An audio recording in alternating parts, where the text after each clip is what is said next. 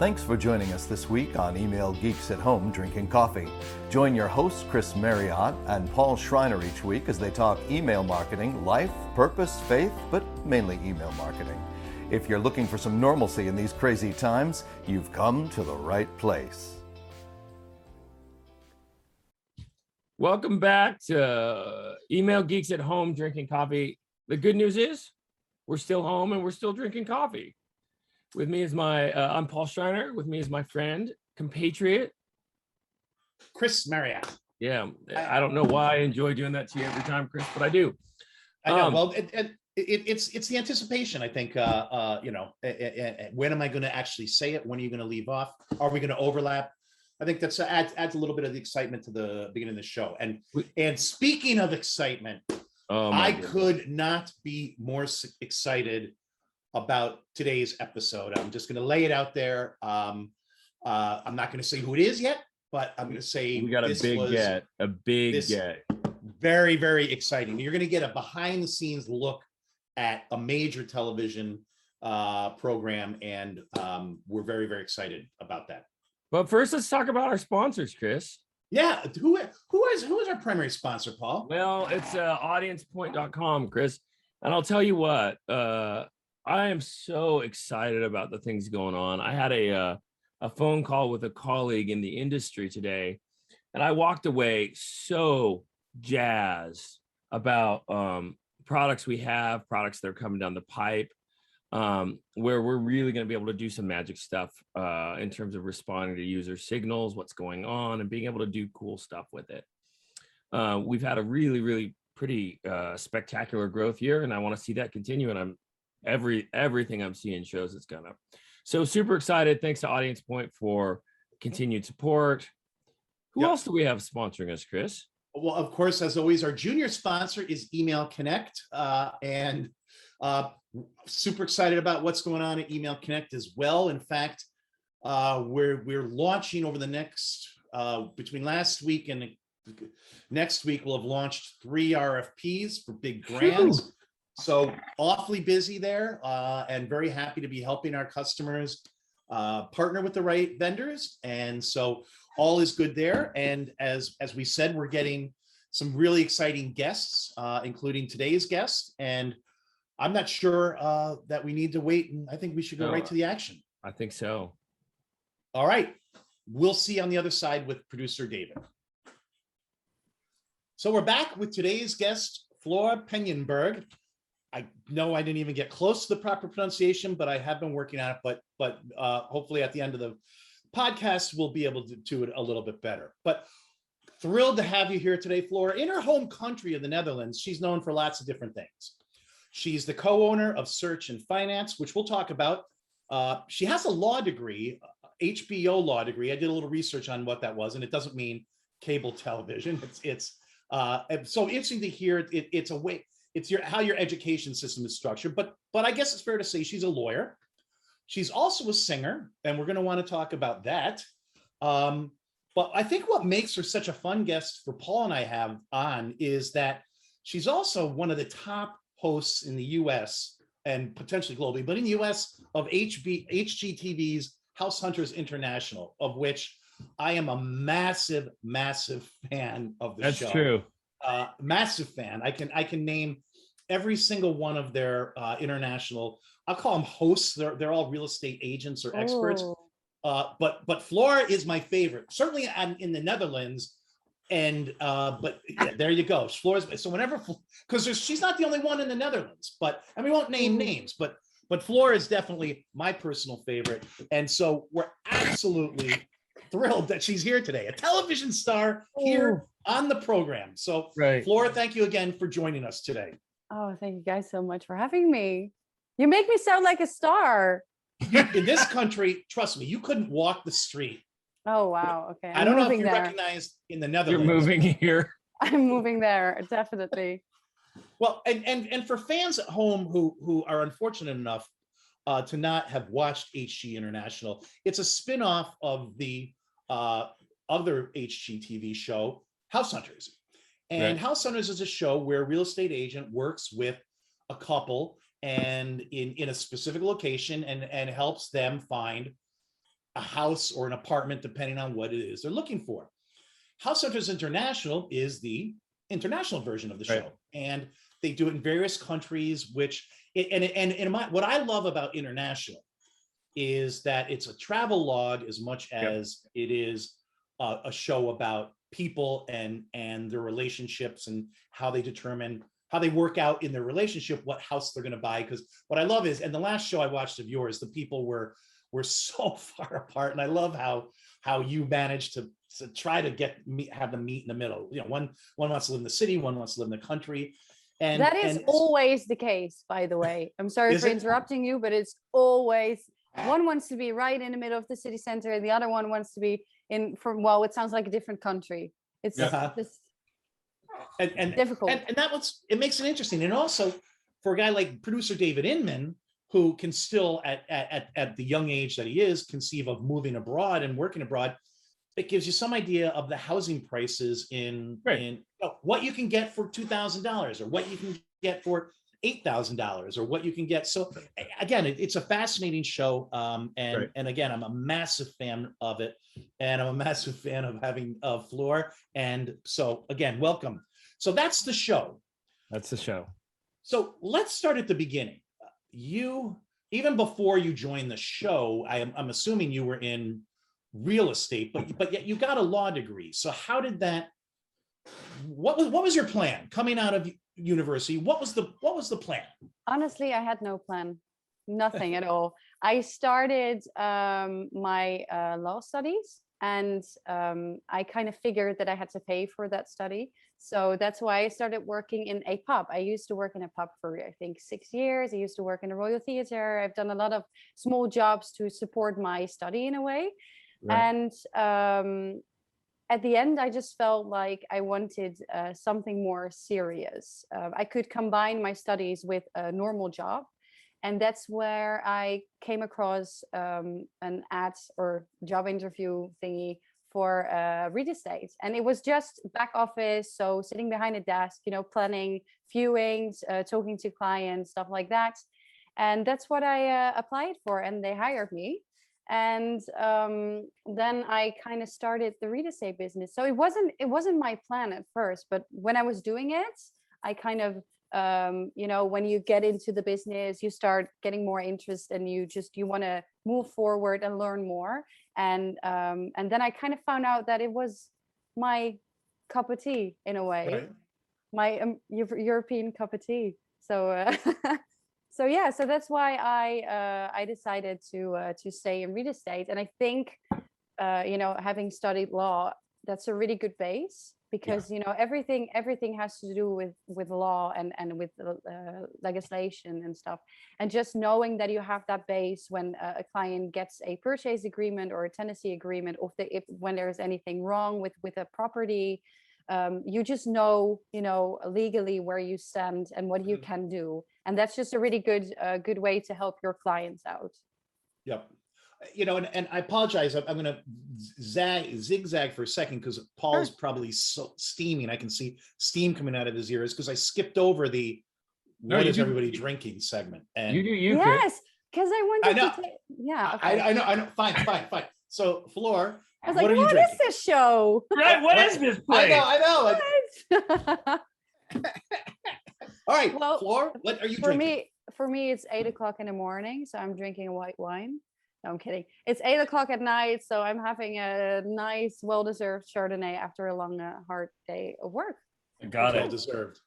Paul, what are you drinking? I'm drinking wild berry herbal tea today, Chris, because I had caffeine too late yesterday and was up most of the night. God bless it. Welcome to getting older.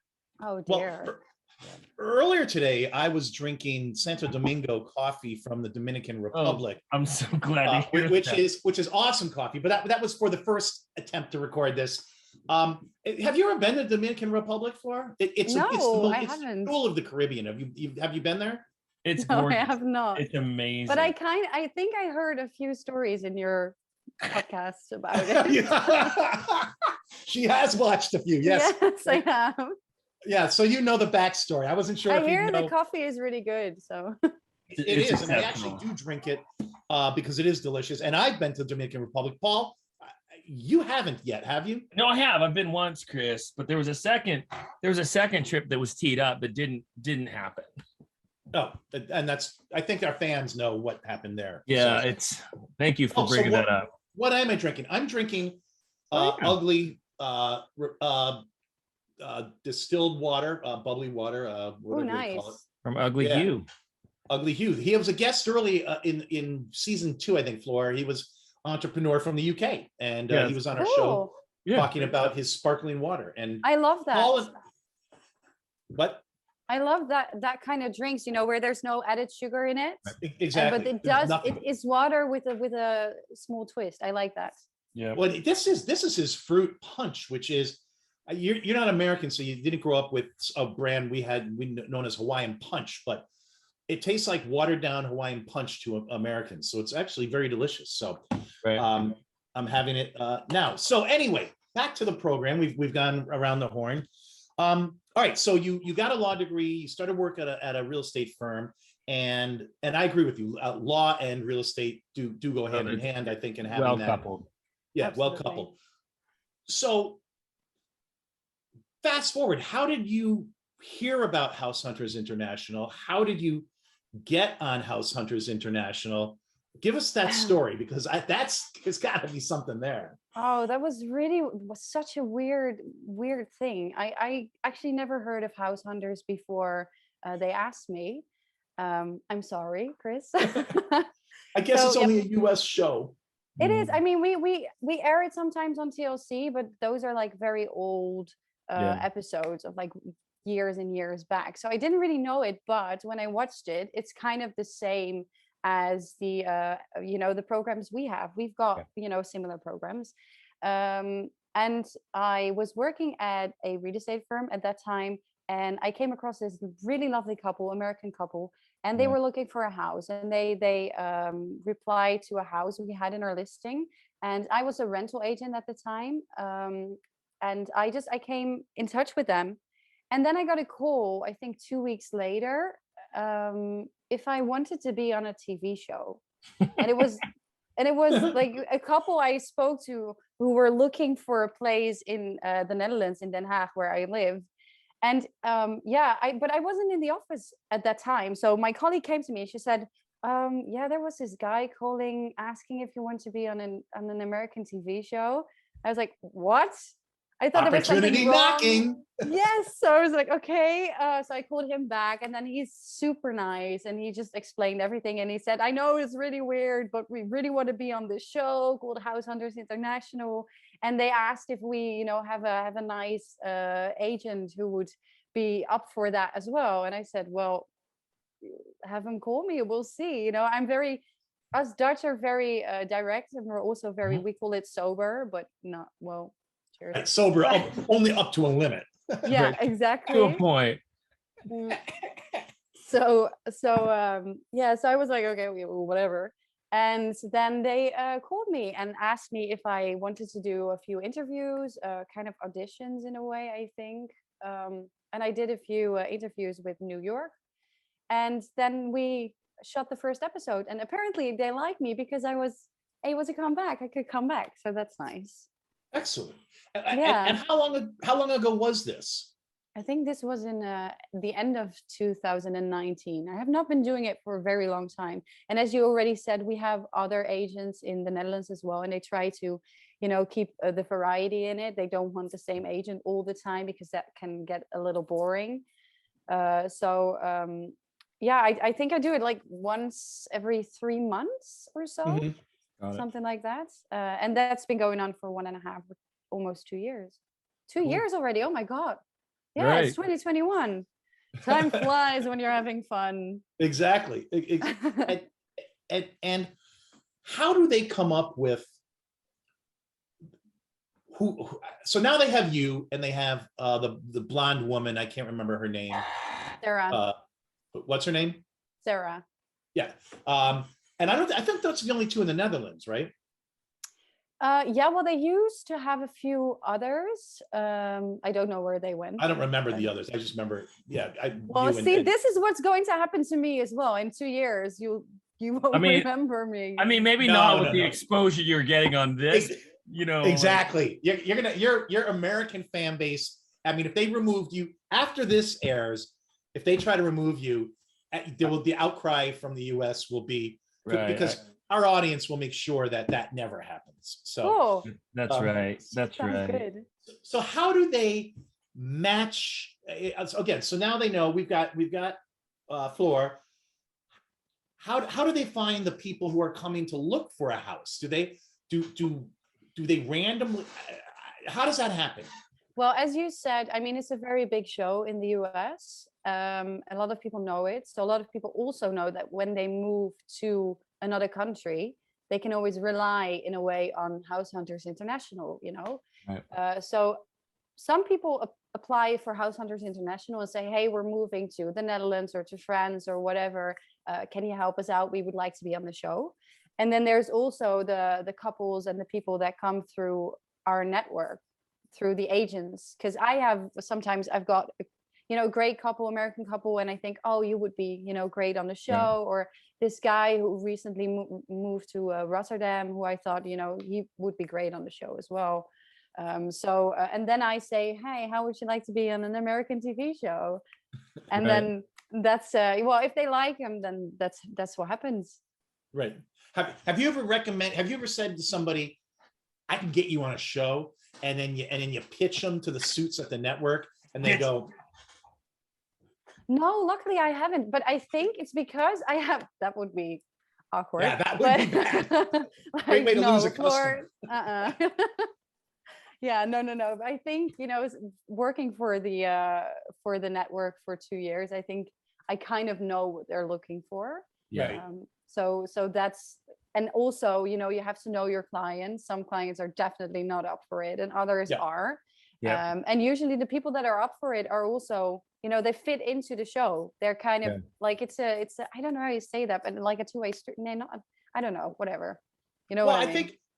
I think they like, as you were saying at the beginning, the part of it is I think there's two sort of stereotypes, and I'm not saying on your shows, I'm saying in general. There's the couple that, as you said, have very different ideas of, you know, I want new, and I want old, I want projects, I want done, I want city, I want country. So that sets up a dynamic that makes the show a little interesting. Right.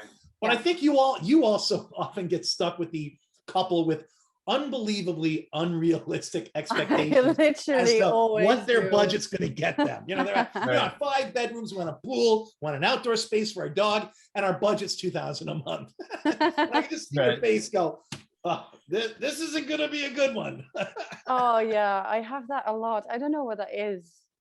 I'm always screwed. I always get really nice people and, you know, lovely couples, but their wishes are so far apart.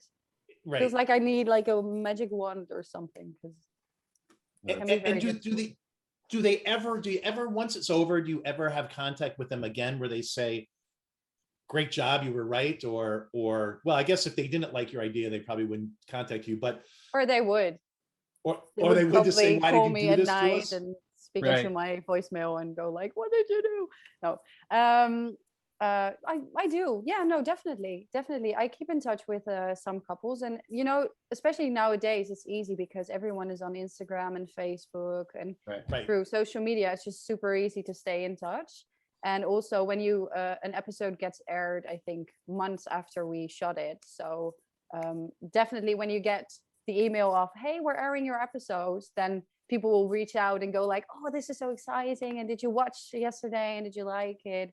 So we always stay in touch. And well, I mean, as you can see from the show, it's always up to the people to decide which property it's going to be. So they don't really blame me all that much. They it doesn't work out.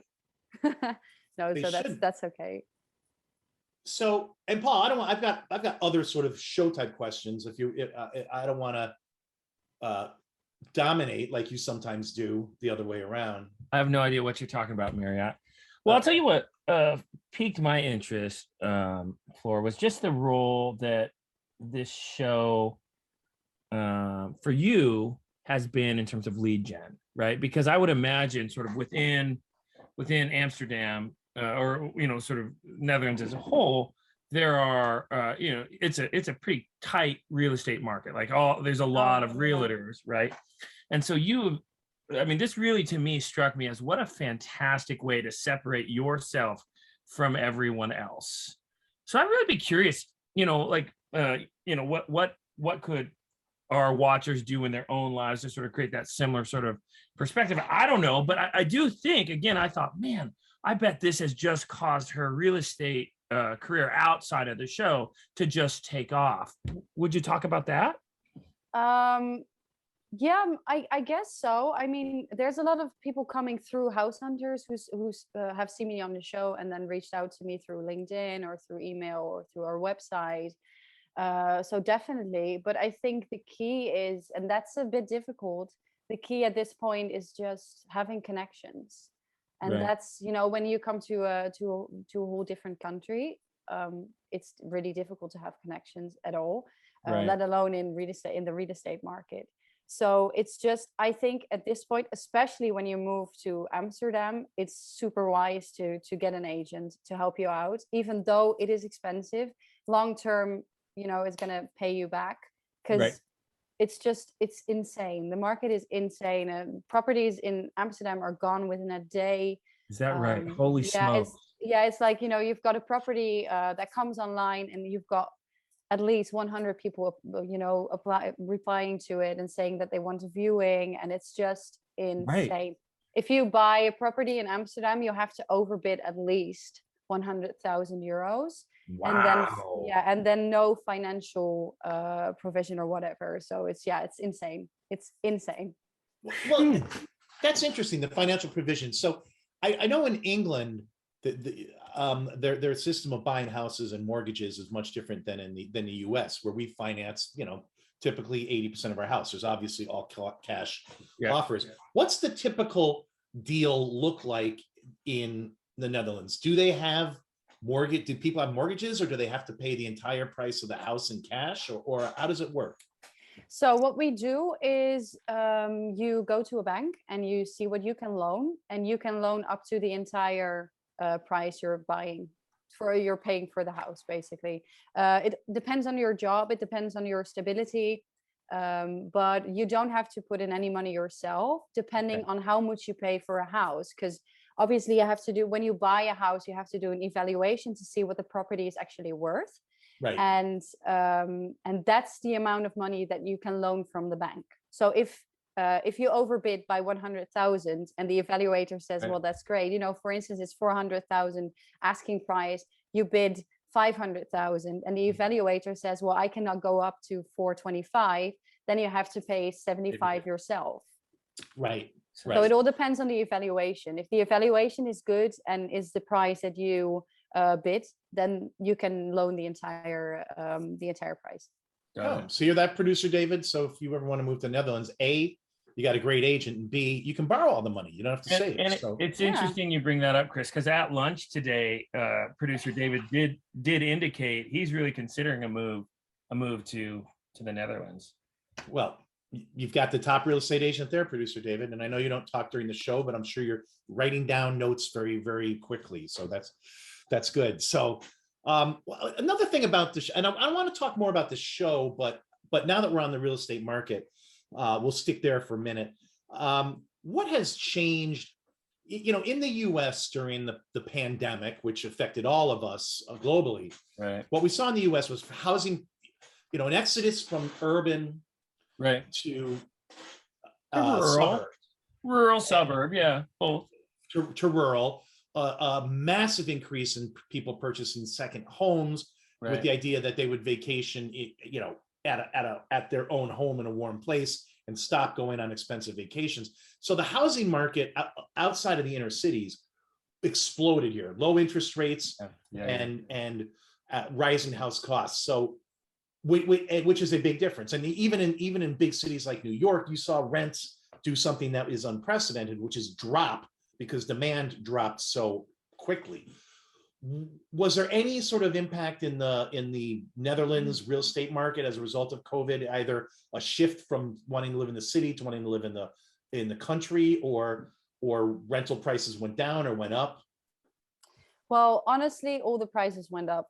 It's did that. crazy. Everyone thought at the beginning of the pandemic, everyone thought that, prices would drop and that Mhm. properties didn't really, get rented out or sold or whatever. But it's just everything increased. Well, there was a time where the rent was a little lower than usually, but I think that was like 2 months. And if Sure. you look at the buying prices, then everything went up. Even if in for instance, the month of May, prices went up with 21%. So Wow.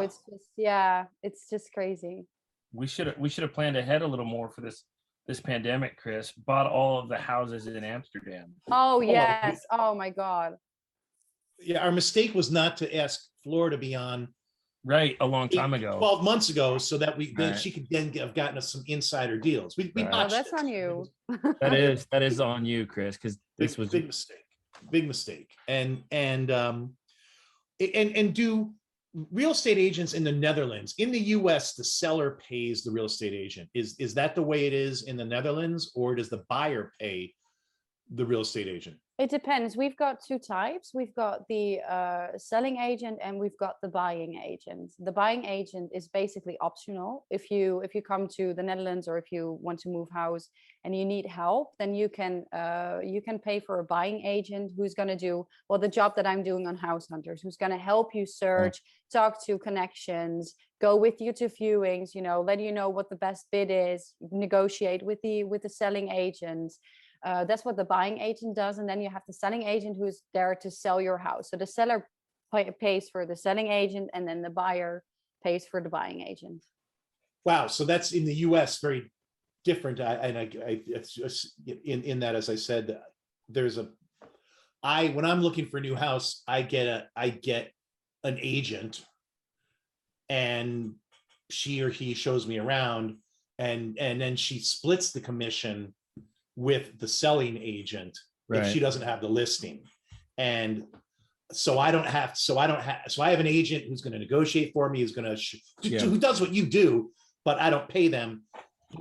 But they get comped on when I'm selling, I pay them 6% to the to my agent. Oh my God. Yeah. Right.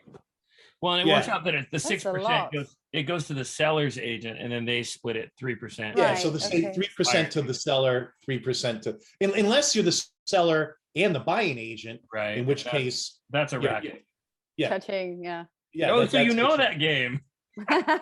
Or when I sold my condo recently, when my wife and I sold our condo, the woman who bought it was a real estate agent, licensed real estate agent. So she acted as her own agent and made my real estate agent split her commission with the buyer in order to get and it was perfectly legit, but it's pretty slippery. I mean, get a real estate license, and every time you buy a house, you could get to split the commission with the agent. I mean, a lot of people don't buy more than one house in their life, or they buy two. You know what I mean, Chris? So like, I don't know that getting your real estate license makes a lot of sense unless you're buying and selling a lot of houses, or a fixer-upper. If you're like on another HGTV show, Flipping 101 with Tariq El Musa. Well, I'll tell you what captures my imagination about the show that you're on, and I really do think there is a role that you served during the pandemic, and obviously we're not done, but there's when you see these shows, Chris sort of hinted at the idea of almost like a travel log, but there's hope, right? There's a vision, there's a dream, like I could be there, right? And so like we get transported from our living rooms, our lives, into this world that's not ours, this magical world called Amsterdam, right? And for a minute, there's a bit of a reprieve from some of the realities of COVID and all the things, right? And so I really do think that role that you get to serve with the viewer, which you probably aren't even really all that aware of, because you're just like, let me just show you some houses. Will you please, people, pick? Will you pick? Pick already. And but in reality, for us, for the viewers, American viewers who are watching this, it's like, oh man, this is a different thing, and I think captured in that is a little bit of hope, You know what I mean? Yeah, I get it. That's what we try to do as well. I mean, we are very aware that right now the world is a bit weird, and that people are having a hard time with the pandemic and all. And we really try to be a positive, uplifting show where we're not constantly mentioning the pandemic and how hard life is, but just, just pretend that everything is normal and just give people a happy feeling. Right. Basically. I think and it works. Again, it's I mean, I record every new episode, and first thing I do in the morning, feed the dogs, make the coffee, see what HG International or regular, because in the US usually it's a House Hunters and then a House Hunters International back to back. So at night. So in the morning I sit there and I watch that and have my morning coffee, and I watch Floor sell houses. And there you go. There you go. Which one is your favorite though? When it comes House Hunters or House Hunters International? Thin Ice. Oh, Mary called out. There's a right answer here in case you're missing that, Chris. Any episode that you're in is my favorite. Oh, come on. Politically correct. Right, but still the right answer. But they all kind of blurred it. I mean, the hosts, I'm all incredibly familiar with. There's the English guy with the beard. Yeah, I love him. I love the German guy, or the young German guy. Yeah. They're great. He's awesome. I won't go into the ones that I'm not particularly fond of, but you just did by the ones that you are fond of, Chris. I mean, that's just because they're fun. They're the host adds a ton to it. I mean, I agree with the you. Host, I absolutely agree with you. The host's commentary is and Flora, you do a great job of that. And thank you. You're not I love it. It's like when they do the on camera with you, it's like, I don't know where this is gonna go. They're here, and it's I don't know, it's just a lot of fun. And so I can't remember the last show, which was I told you when I reached out to you, it was the Dutch woman coming home after 15 years apart, the Amsterdam one, and her American husband, and I can't remember, there was one recently where they ended up settling in a big out of town estate. It was a male and his husband. And was that you, or was that Sarah? No, that was Sarah. But thank you for bringing that up. That was an interesting one. That place that he bought, salt in the wound. That place they bought was unbelievable. I know, it's crazy. I've seen like little parts of it. It's insane. But she's doing a really good job. Yeah, and she's fun. And she's fun too. But she's not Dutch. I'd rather, again, I don't want to. If you're watching this show, Sally, I love you, but I like the hometown experts, because it's just it adds that additional bit of flavor to the show. So yeah, do you think so? Yeah, I do. Because I'm often wondering if that's the case, or if American people would rather see American people, presenting American TV. No, I'd rather see I'd rather see you as a local who grew up there, who knows traditions, and living 15 years there is even living 15 years there, however long she's lived there. And there's the woman they have in Paris who's an American but who's lived there forever. Yeah. But I don't know, and she was actually on the one I watched today. But that's not the same as growing up there. And I prefer a local. HGTV Suits, if you're listening to this, we want the local. We don't doesn't mean you have to eliminate the non-locals. We want the locals. We want local talent. Right. So I'm gonna send this to them. Yeah, exactly. Well, I'm sure they'll be paying voice attention. Of the people. Paul and I are very influential. Right. In the media our and publishing viewership. community here. We've had best-selling authors. We had the woman who created the Netflix series Restaurants on the Edge. We have a lot of influence. So I'm sure and this is, I want to make sure I got this question in. We do have a pretty good sized following in the Netherlands, because we had Adam Curry as a guest, which was a great get, absolutely fantastic. But I'd be remiss if I didn't bring up my favorite thing that's drawn my curiosity, and I would love a local take on it. Here we go. Yeah, no, and you're right. David, get ready to hit the edit button. Get ready, David. Canal Where's jumping. That leave button again. Canal jumping. Fire Leppen. I'm not sure I'm saying it right. where they run, they climb a pole. Vieljeppe. Say it again. Vieljeppe. It's spectacular. I know. And this is a real thing. Like you guys. This is a real thing. Oh, absolutely. Absolutely. We don't really have it in like the big cities because it's more from the farmers side of the Netherlands, and definitely in I don't know if you're familiar with Friesland. Friesland is an area up in the Netherlands, and they do that a lot. It's even a Fries word.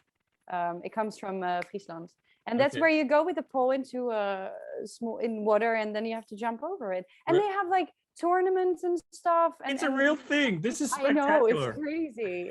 I tried it once. You did not. Yes, I did. Didn't succeed. Well, and I'm just gonna throw this out here. I know Chris and I have been looking for a correspondent in the Netherlands to go and cover canal vaulting. Right. I'm totally up for it. It's been 10 years, so here we go. I like that. I like that. I like that. I want to get back to the show, but I also want to impress Paul a little bit. Yeah. I am a huge now, Flora, I don't need to tell you that track and field or athletics is, I don't know what they refer to it in the Netherlands, but is much bigger over there than it is in the US. Mm-hmm. Track and field athletes are, and the Diamond League, and they have, I don't think Diamond League stops in the Netherlands, or it hasn't recently, but it's big summer thing. And Paul, just so you know, the Netherlands, despite being a tiny country, has many world-class track and field athletes. People like Daphne Skippers, people like Safine Hassan, who has, I believe, the world. Did I get that name right? Did I? Yeah, you can. Yeah. Yes, Safine Hassan, well, and close enough. And Nadine Visser, who's a hurdler. Safine Hassan is at 8. I think she set the record this summer for the 1500. Did you see the video? Crazy. Yes, we watched it. God. It was at a Diamond Meet. It was Diamond Meets are broadcast in the U.S. and the Diamond Track series. And yeah, Daphne Skippers was I was a big fanboy, but she's kind of at the end of her career now. And but Holland, at least Holland's women athletes are fairly dominant in a lot of sports, which is an interesting phenomenon. So anyway, I just wanted to, I like to show Paul my worldliness because I'm impressed. Paul is in a bubble, a little bit of a bubble. And so you should watch more track and field, Paul, frankly, I should. No, that's true. And we have a son that's getting faster and faster. And so I think I'm getting more and more sucked into the world of track and field. Cool. Well, then I'll just cue you in. The Diamond League every summer has great meets every week, all the top athletes, and all done in 2.5 hours. That's cool. And actually, they came to the U.S., or they were supposed to come to the U.S. to Haywood Field in Oregon. I don't think it happened because of the pandemic. But maybe next year. Anyway, we'll pivot, but back to the show. So, how many people are behind the camera when you're filming an episode? How many days does it take? Because there's often costume changes, at least on the buyers, that indicate to me that it's not all in one day. So how many days are typically is a show filmed over? And is it fair to assume that there's just like one camera guy and a producer, or are there 2 camera guys? How does that work?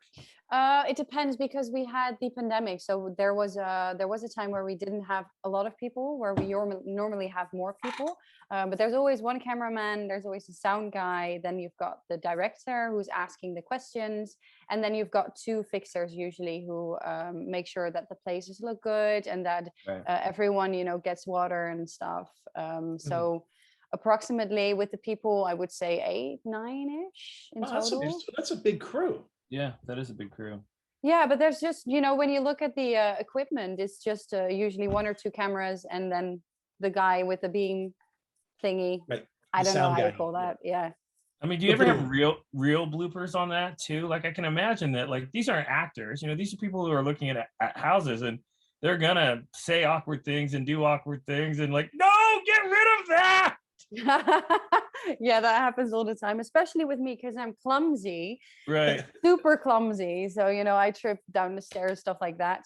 And we've got the driving scenes, and Yeah. I am a swearer in the car. So Oh my goodness. that's a lot of outtakes. Even though it's in Dutch, it's still They know. People it's know. not good for the show. Yeah. So yeah. And has the Producer ever David would called have a and lot of said- editing if he were your editor. Has the producer ever called and said, Floor, when you're driving, we need you to stop cussing while No, driving? I think it's also it's maybe it might be funny for the edit as well, to give them a little break. Thoughtful. That's very thoughtful. Thank you. Yeah, I know, right? I do it for the editing. It's nothing to do with me. It's for the being team. aggressive. Yeah, You're right. You're a giver, Flora. You're a giver. You're not a Yes, taker. I am. You're giving back to your team. No, I'm trying to, get people to enjoy the show and editing the show, and that's why I do it. Right. That's excellent. Right. That's excellent. And how many days does it typically take to film one episode? Oh, that's hard to say because they don't need me as much as they need the couple. Right. So I would say around 3 or 4, depending on the how big the house is as well. Usually 3 or 4 is about enough. right. Yeah, what I don't like, and this is what if the suits are watching, what I don't like is that you disappear or whoever is you in the episode, you kind of disappear after they go see the third house. The whole rest of the show is just the couple. You don't come back and wrap up. You don't congratulate them. Right. You don't have a glass of wine with them. And I know that's very hard for me. Yeah, I would want to have a glass of wine with them. Yeah, I get that. I'm missing out on all the drinks and the oysters and stuff. Exactly. They're having a party, inviting their new friends over. Yeah. 3 months later, and you should be there. Yeah. Right. I know. No, that's business. Yeah. Well, it's interesting. They have shows in the U.S. by a different production company like Lakefront Bargain Hunt. Yeah. And there they often bring when they have the after, the party now that they've been in the house. They often do invite the real estate agent back to that event. And I think, why don't they do that on House Hunters or House Hunters International? But so if you're watching, I think that would be a nice. I think so too. I think so too. No, I agree. But on the other hand, they try, to make an episode of the people and the couple. Yep. And I'm just there to show them the houses. But in the end, as I said before, they have to make the decision themselves. So I'm guessing that they really want to focus on the couple, and it's their episode, and I'm just there to help them out and show them around. So sure, I'm guessing that's why they do it. That's okay with me, as long as I just stay in touch with the people and I know which house they choose, and I'm absolutely fine. Yep. Right. And do you prefer showing apartments or houses? Ooh, that's a good question. I like both. I like that's not a very satisfactory answer, or how do you say that in English? I don't know. Satisfactory, close. Okay, thank you. I like both. I like the variety of it. One day doing apartments and the other day doing houses. It's just it depends on the area as well. I think in Amsterdam it's easier to show people apartments because there are more apartments than houses. But when you come to Den Haag, where I live, it's amazing to show them some great houses, very close to the beach and with a lot of greenery around. It depends on the city. And producer David, so you can follow along, Den Haag is, we Americans call it The Hague. So, which is half the capital of the Netherlands. Right. Yeah. See, all Americans aren't ignorant, just some of us. Good. Some people even don't know The Hague, and I'm like, that's the political center of the Netherlands. Come on. Yeah, exactly. Well, so I have some other questions outside of this, but Paul, I don't know. Have you? Again, I don't want to. Do you have any questions about the show? It's been delightful. I've really enjoyed the conversation. I've got other questions. I'm just saying that on the show. No, it's Chris. I know this is like the peak Chris Marriott. Like everything after this moment is downhill. So I ask every question you got, man. This is your day. Well, I want to know. No, it's Flora's day.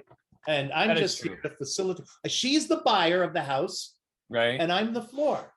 So I Oh won't be here my at the end of the God. episode. It'll just be Flora drinking wine. Yeah, that's right. No, I'm So- okay with that. So I bet you are. So your LinkedIn also lists singers. So tell us about singer. Oh, You're dear. a singer, apparently. Yes, I am. Yeah, Tell I us am. about that. Well, you know, when you're a kid and you want and people ask you, what do you want to be when you grow up? I immediately said, I want to be a singer when I was like 3 years old. And then my mom took me to the theater and I saw this show with a woman who was also on Broadway and on West End. And but she is originally Dutch.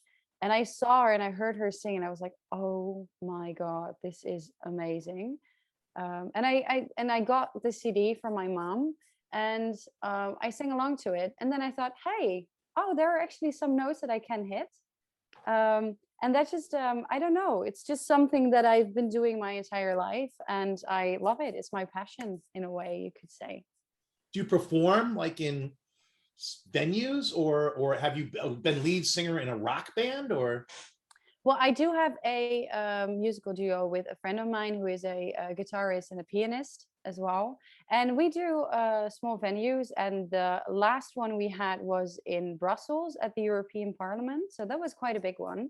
Yeah. That was really great to do. It was the first one that was actually outside of the Netherlands. So that was fun for a change. And then to be somewhere for the European Parliament and just sing your songs and play your songs, that's amazing. So yeah, we definitely perform on, well, weddings and stuff like that.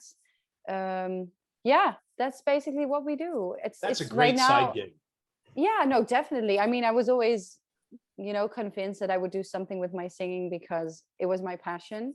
But Yep. when you grow up, you see, you know, that you have to, well, you start realizing that you have to pay for your house and you have to earn money. And singing can be a great way, but then you have to be like up there. And I had other interests as well. So I'm doing it on the side, but I love it. Yeah, no, I get that. I was music major in college and was played in bands for years, but You were that in a wasn't band, how I earned a Chris? living. You were What? in a band? You were in a Yeah, of course. band? Yes, for years. What did you do? We were cover band. Well, we did some original music, but Played we did. a tambourine, or how do you call that? No, I was that's right. keyboard. That's No, Henry. keyboard. I had 3 keyboards. I had the keyboard of What? death.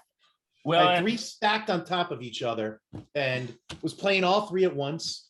And it was a lot of fun. We played, you know, American cover music from the 90s, 80s, 90s, and today, we used to say, because today was in the first decade of this century. Well, and I'll But- brag on you for a second, Chris. As much as I'd like to give you grief, I have heard from enough people, like, you were legit. It was a real band. You guys were really good. You had No a following. way. You had roadies, like people who were following you around. Like it was It was legit. big. It was big. We had a brief single early, way back, but yeah, I mean, so I'm just like you. I wanted, if you'd asked me as a kid what I wanted to be, I would have said, I want to be a rock star. Yeah. But reality has a way of, but you know what? Catching up. Even having a music side gig, you're not keeping that ultimate dream alive, but you're keeping the passion burning. And I Right. think that's important. And I think it's great that you're doing that. And you know, where I live now, I'm not in a band currently, but that's because a bunch of guys, I moved not too long ago. So my other band broke up because we were 800 miles apart. And I thought I was moving back to a place where a bunch of guys I used to play in high school, but they're all bums. They didn't want to get back together. And I'm like, huge opportunity. All those high school girls would be fans again, even though they're 10 times older. But so I think that's great. I think that's great. And you know, is there talk of Eurovision one day, perhaps? I would absolutely love that, but no, in that case, you have to be, you know, famous in the Netherlands to even get asked for that. And I gotta say, I stopped singing for quite some time because, as I said, it was my passion. I was really convinced that I wanted to do that as a profession. And then, you know, you start going to colleges and start doing auditions and get turned down, and that can be hard on a person. Yeah. So I stopped for some time, and I'm just really happy that I finally found the good balance between, you know, still being able to do my passion, but not that I, you know, kind of kill myself, that I'm Right. not doing it as a profession. Mhm. Well, it seems like you've kind of caught the entertainer bug, right? Whether or not it's through HGTV Yeah, oh, or through, absolutely. Yeah, that's a Yeah. good So- point, Paul. and Yeah, so you have an I'm- outlet for that, for your, great personality and so, I mean, aspirations to continue down this path, it sounds like there may be more in store for you on big screen, small screen, stage, whatever. Who And, knows one day? Yeah, how fun. How very you've fun. got lots of video of your performance, and I mean, at minimum, maybe HGTV will do a full-length movie on House Hunters International, and They'd be foolish not to. It's I would really be looking into, funny. It's really Flora, funny. I would be People keep- looking into the Yeah. Hallmark Christmas movies and trying to get into the action on that. Send them your videos, and Ooh. because that's a big business. Hallmark Channel in this country starts airing Christmas movies, and they probably film 10 or 15 a year. So that's a good possible step up, and I think you'd be great in those. I love Christmas. Who doesn't love Christmas? I mean, Right? it's the best time of the year by far. Yeah, it All is. right. Well, before we end this, I want to give you a chance to talk about what you're doing now. Yeah. And your company's Search and Finance. So obviously it's in the real estate, but talk to us about, how you started that, who you started it with, and what the focus of that is. So I used to work at a real estate agency, and there was this mortgage advisor who was working there, and we just got along really well from the beginning. And he heard about House Hunters International, and he thought, hey, that's a really good way to get new clients. And he was already focusing on expats. I left the agency, and then he gave me an opportunity, and he said, I've got this idea, and I was wondering if you want to, hop on, as we call it, hop on the card and do that with me. So we started talking, and he was talking about Search and Finance, our business right now, setting up this label where we help expats finding a house. But what we normally do in the Netherlands is people go into the market, they start viewing properties, and they place a bid. And then after, if the bid gets accepted, they always put it under a provision, financial provision. And what we offer, especially expats, but also, Dutch people, is to get the agreement from the bank in principle. So to get that already, and with that agreement, go into the market so that we don't have to place a bid under financial provision, but can do it without. And that's just right now, that's just booming, because for the sellers, that means that they, when there is an agreement, when people say, when he says yes to a bid, it's done. The deal is done. We cannot back out of it in a way. Yep. So for them, there's a security that the sale goes through. And for my clients, they already know from the bank that they, get the finance. So that's what we do. So basically, he's the one that does all the financial side, and he makes sure that everything is already, in progress, and everything is already at the bank, and we have an agreement in principle. And then I come along and take the people with me, and I help them finding properties, go to viewings, placing bids, negotiating with selling agents, checking purchase agreements, stuff like that. So I do the entire buying side, and he does the financial side.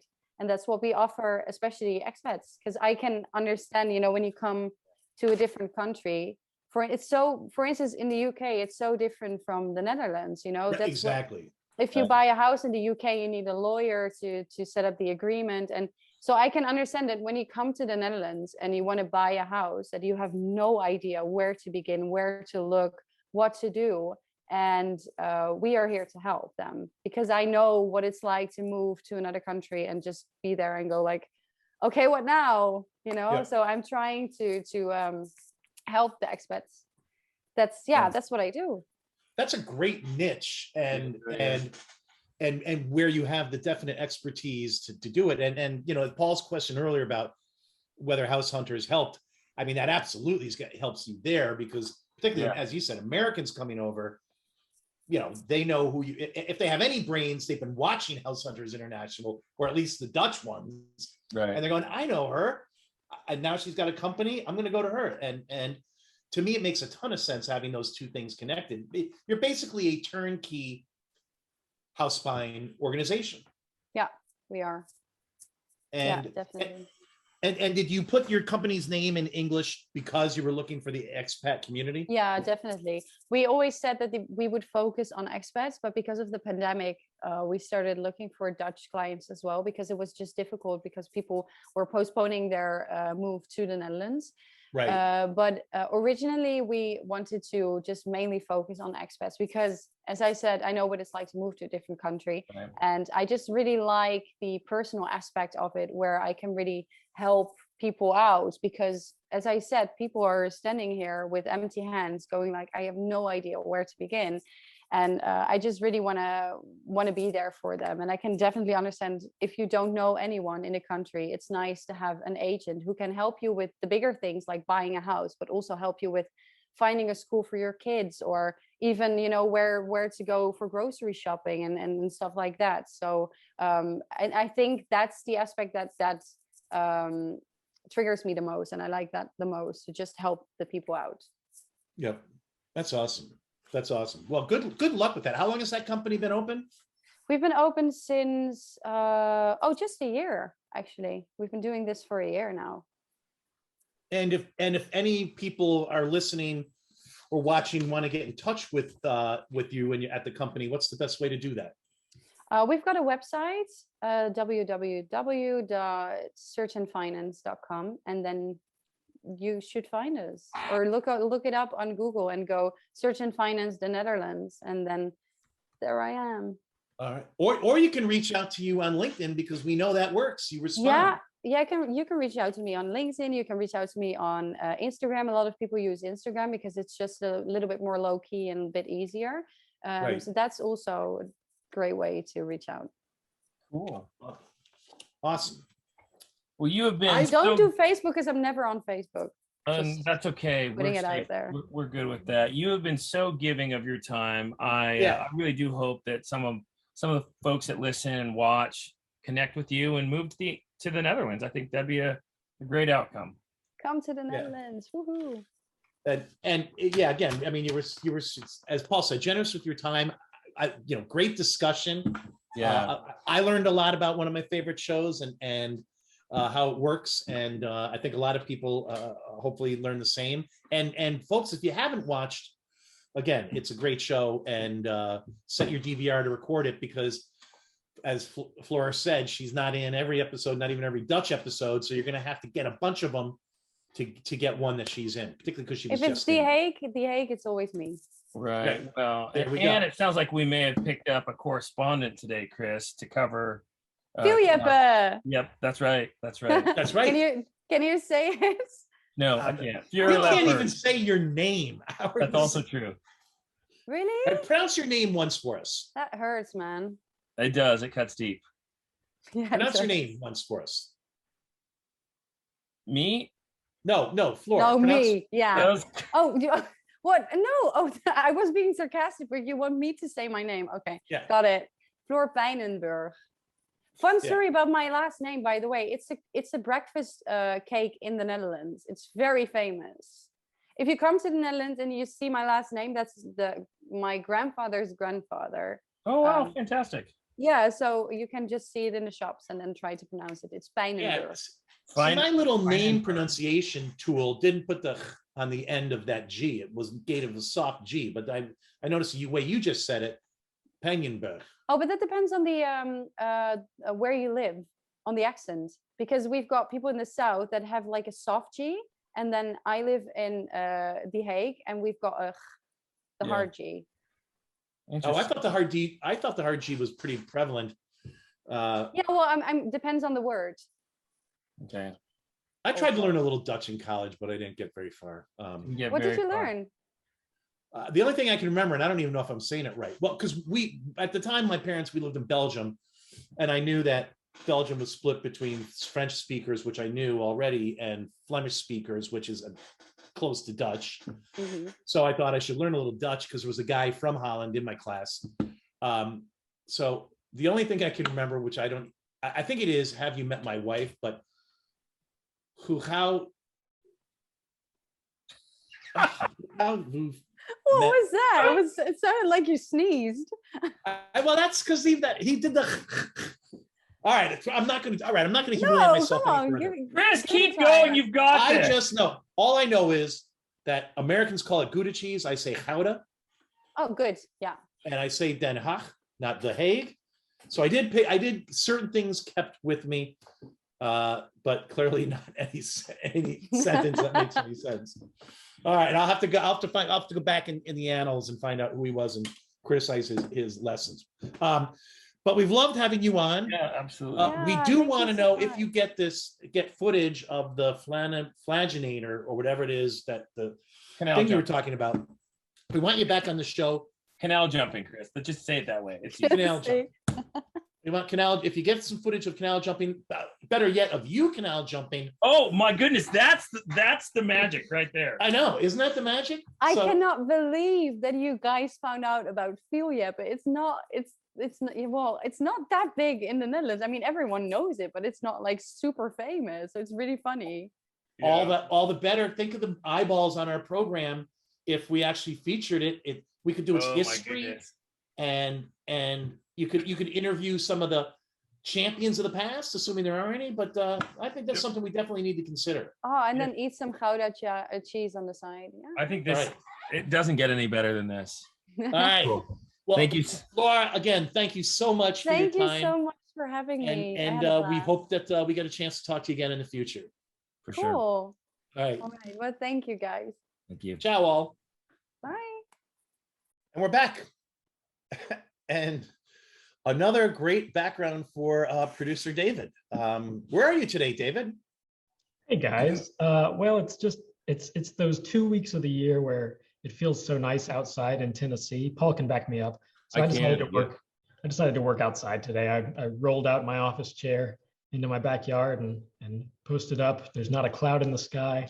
Except well, you know what they say, make hay while the sun shines. And the sun's shining here, Chris. The sun is. That's one of those Southern things. And but before we get too far into our post show, I want to thank Floor. What a great 100%. episode that was. She was so nice to be on. Oh my goodness. When we asked her, it was one of those times that we just said, let's give it a shot. And she agreed to be on the show. And again, I'm a massive fan of that show, as I think that was a little bit evident. But here's the question. A little bit of hero worship. But again, yes, I'm not. Here's the question that I have, Chris. When are you planning a vacation to the Netherlands? Because it sounded like there was an open invitation to be on the show for you. Well, I'd have to, right. My wife and I would have to at least, I think, what did Flora say? We had to buy a house hold it for 3 months or something, like a rental. Yeah, so do it. Chris.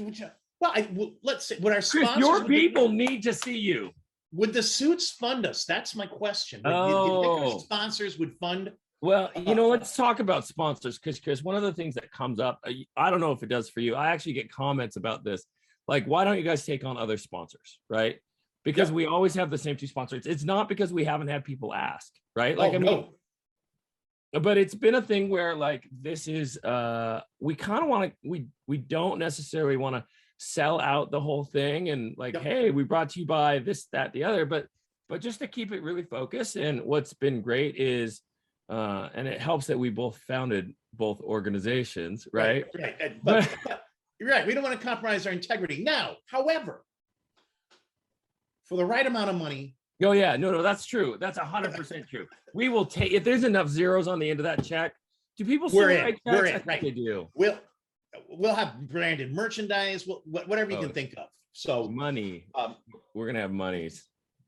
I want to talk. There's a subject I do want to talk about today. I came a little bit prepared, but before, I just want to again apologize to our audience that the continuity, which you've heard me talk about in the past, once again is being shown to be non-existent on this program any longer. And now that you've seen what Paul and I looked like during the actual recording of the podcast versus the pre-post, again, I apologize. And I blame producer David for lack of organization. 100%. Oh yeah, definitely. All me. All right. Well, now here's what our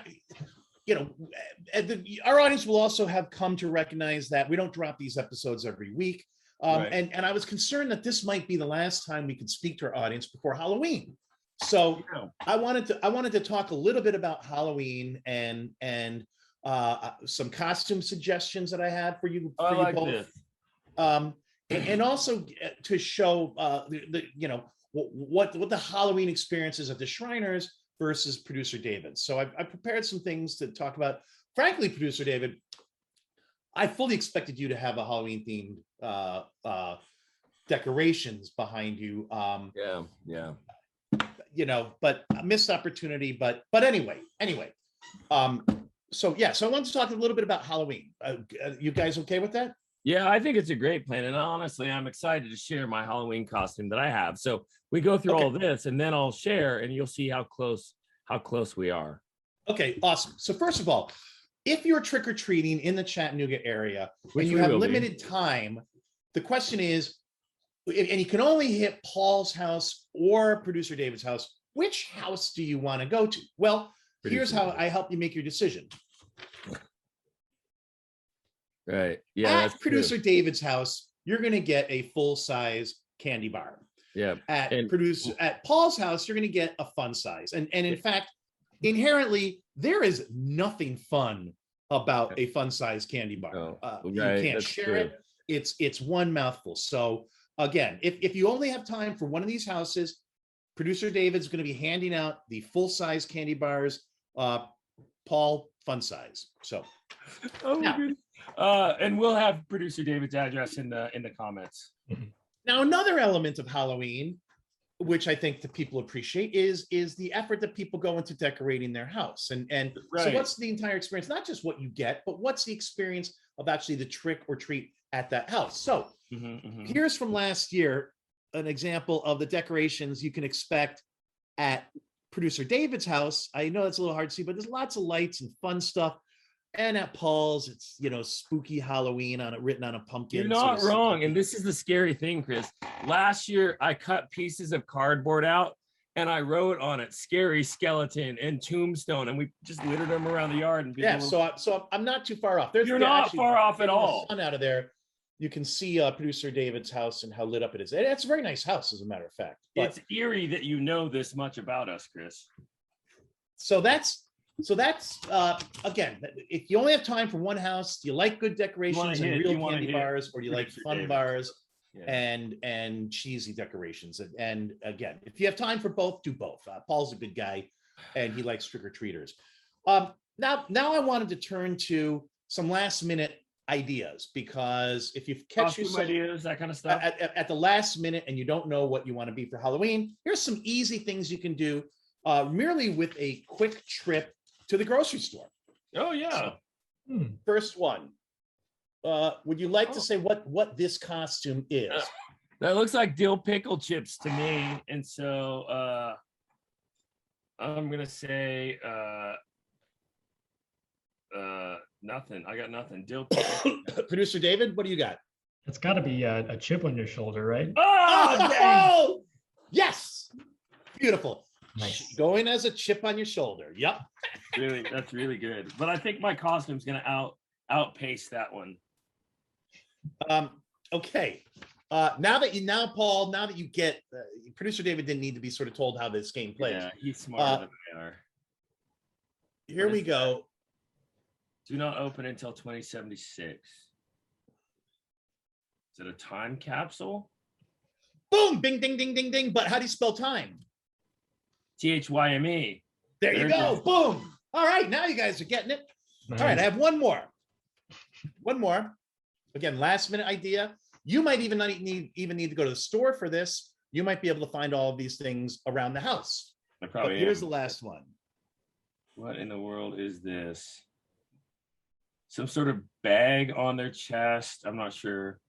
A bag. Producer David? Bag of spices. I'm not sure. Bag of seasonings.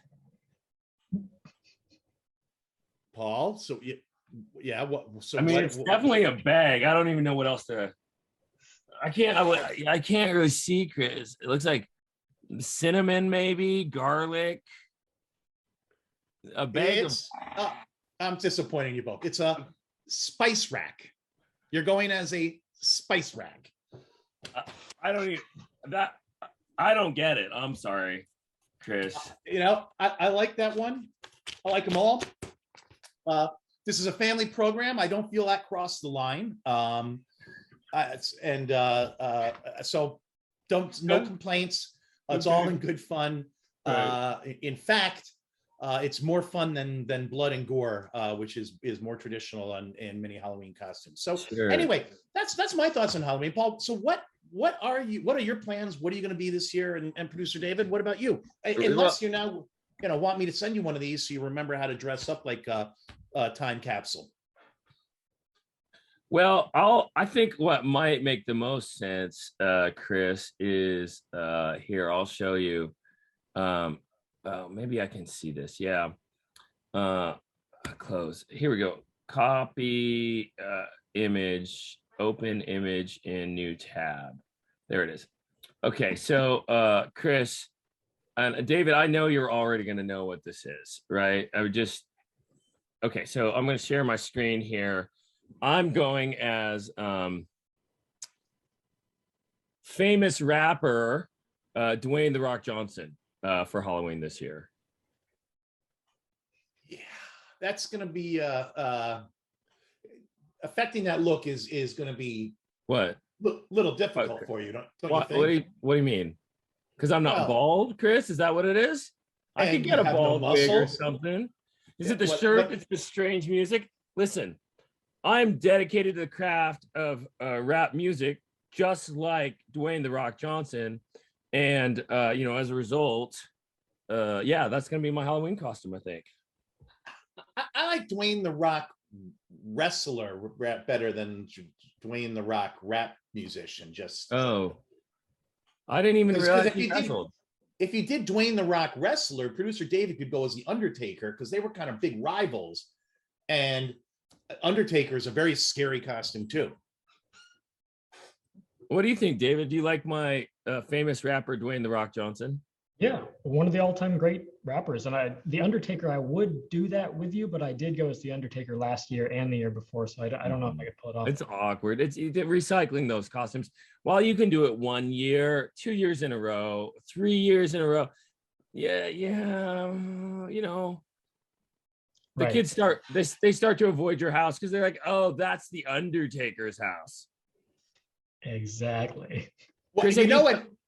And funny you should say that, Paul, because our house in Alabama literally is the Undertaker's house. In fact, the person who built it was the Undertaker, and that's why we have two front doors: one for his office, one for the living space. So if you walk by unfortunately, I won't be there on Halloween because I can imagine the Undertaker's house could be made especially scary. I can envision it. Yeah.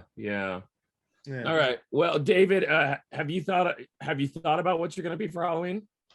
I like Halloween because for me, it's just so effortless. I'm proud to report, Chris showed the photos of the lights in front of my house and those spooky decorations, but I am proud to report that all of the cobwebs and giant spiders are all real. They're all natural and living and live in my house year round.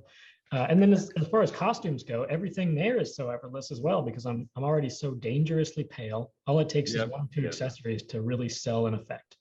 Vampire is so easy for me. It just comes so naturally. I wake up every morning and it's believable. Zombie or ghost, same thing. Piece of cake. All the basics. It's just. We could do buddy costumes this year. Rapper Dwayne "The Rock" Johnson and vampire ghost.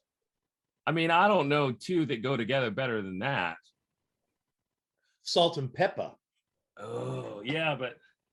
And I'm not talking about the condiments. I'm talking about salt and pepper. Yeah. David, just real out of curiosity, you know who that is, David? Only somewhat tangential. I love it so much. All right. Well, if you've made it this long, we're grateful. Yes, as always, grateful. Like, subscribe. We're glad you're around. We'll keep doing this as long as you keep enjoying it. Thanks for. And if you have anybody you'd like to see on the program, particularly if their name happens to be Vince Vaughn and you have contacts, right. Please send them through to producer David, and we'll do our best to get that person, him or her, on our program. Because at the end of the day, we're here for you. For you. There you go. Thanks, everybody. Thanks. Happy Halloween.